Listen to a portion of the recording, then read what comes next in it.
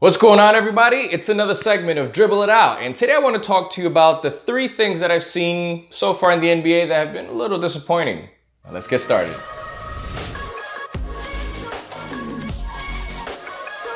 So here at Dribble It Out, we talk about all sorts of NBA related content, so if that is something you're interested in, please consider subscribing along with the bell so you always get the latest. So one of the things that has been disappointing so far in the NBA season is Carmelo Anthony and his situation. So to give you a little backstory, he was drafted by Denver, spent 8 seasons there. Then he was shifted over to the New York Knicks, where he spent 7 seasons. And here in both places, he was playing really great, averaging about 24.7 points per game. And he was a great scoring player, but things weren't going well for him in New York. So he was traded to Oklahoma. That was last season. When this happens, everyone was excited about the new big 3, the OKC Thunder, with Russell Westbrook, Paul George, and Carmelo Anthony.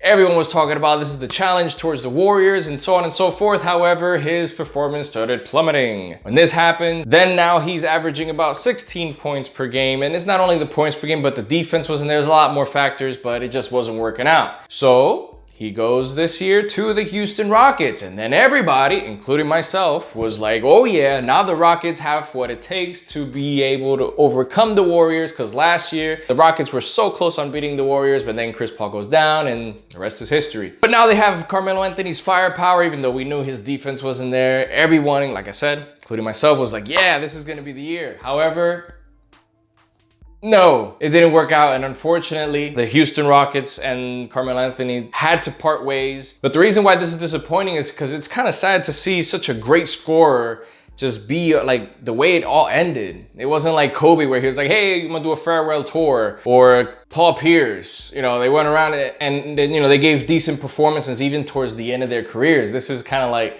man, he's playing so bad, we can't even have him on the team. Now, the thing is, maybe there might be a team out there who might want him, but I'm thinking it's kind of like, you know, do they want to take that gamble? Because in OKC, he didn't perform very well. Then in the Houston Rockets, there was one game where he was like 1 for 11. So can he fit in somebody's system? I'm sure he can, but I don't know if any team would want to take the gamble. So unfortunately for him, it hasn't ended well. But we got to see what happens the rest of the season. The second thing that I've seen has been disappointing is the Boston Celtics. They're barely hanging at the 500 range.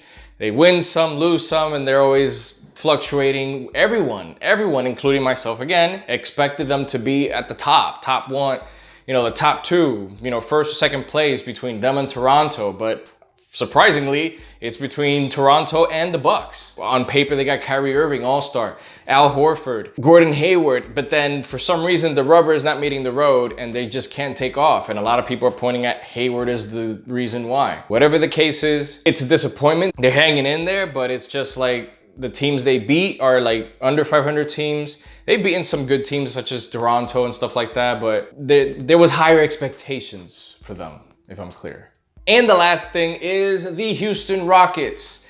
They're another team that everyone expected to be at the top, more or less. But the thing is, I still expected them to be a lot better than what they are now. And it's like, every time they win and they blow a team out, everyone is like, whoa, they're getting back to their form, they're getting back to their ways. And then the next game, they get blown out by another team. They get a really good victory, then they get a really bad loss. Then they get a really good victory, bad loss. So it's kind of like, they're in the same situation as Boston. Are you good? They're good, they're not good. Are they gonna get better? So, of course, there's about 60 games left in the season. A lot of things can change. But the way it is going right now, these are the few disappointing things that I'm seeing. I will make a video about 3 surprising things, so make sure you stay on the lookout for that. But let me know what you think. What has been going on in the season so far that has been maybe a little disappointing to you?